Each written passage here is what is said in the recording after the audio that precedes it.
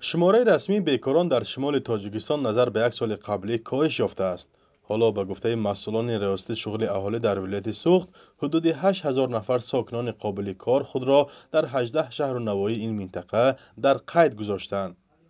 این نشان داد نظر به یک سال پیش صفر از 3% کم شده و حالا همگی 1% اهالی ولایت سوخت در جستجوی کار بودند. اقلا هر ماه یک مرتبه در مرکز شهر نوی یا خود در جماعت‌های شرقی دهات یا مرکز جای کاری فعالی برگزار کرده می شود. ولی ظاهرا نفران زیادی هستند که برای با کار تامین شدن به این نهاد مراجعت نمی کنند، زیرا به گفته برخی آنها مدت زیاد انتظار میمانند و کاری به خود موافق نمی یابند. سید نبی مختارزاده از ناحیه دوردست به مرکز ولایت برای مردی کاری می آید. به گفته او در ناحیه‌اش با اختصاص برخش جای کار دریافت کردن نتوانست.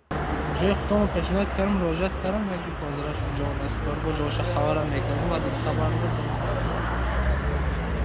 کدام شب مراجعت کرده؟ برق.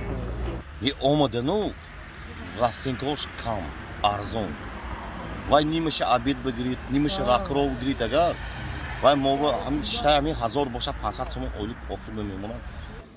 این در حالی است که سالانه صدها هزار نفر به مهاجرت مهنتی می روند. بنا به اطلاع ریاست خدمات مهاجرت ولایت سوخت، در سال 2021 بیش از 181,000 ساکن ولایت به مهاجرت کاری به روسیه و کشورهای دیگر رفتند.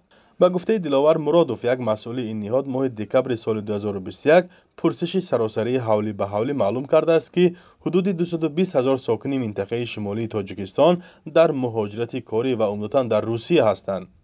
در بین این مهاجران نفران هم کم نیستند که در وطن جای کار دائمی داشتند. عموما در سال 2020 از نیمه سال 2020 و سال 2021 2488 نفر متخصصان از حساب ساکنان ولایت سوخت به خارج رفتند که 1894 نفری آنها ساحه معارف، 518 نفر ساحه تندرستی که از اینها 275 نفری آنها همشیرهای طب، 70 نفر خدمتی دولتی که از اینها 2470 نفری آنها در فدراسیون روسیه، 11 نفر در دیگر دولت‌های دیگه، 7 نفر در دولت‌های خارجی دور تو امروز کار و فعالیت دارند.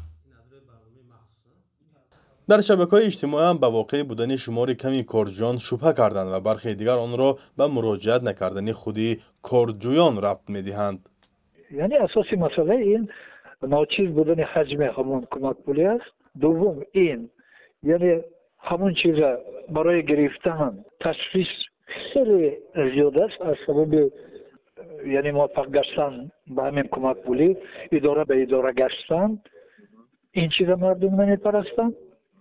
و سومش اون است که همین کمک پولی به کدام مهلت داده می شود، چقدر داده می شود، این هم مسئله دیگر است.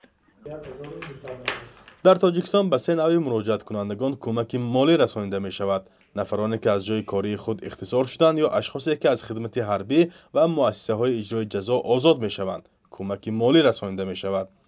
مبلغ کمک از روی معاش حداقل معین می گردد. در همین حال نبودن جای کاری مناسب و وضع نچندان خوب اجتماعی را بعضی از کارشناسان از دلایل اساسی رو آوردن ساکنان به مهاجرت ربط می دهند. فرزان محمدی، رادیو آزادی، شهر خوجند.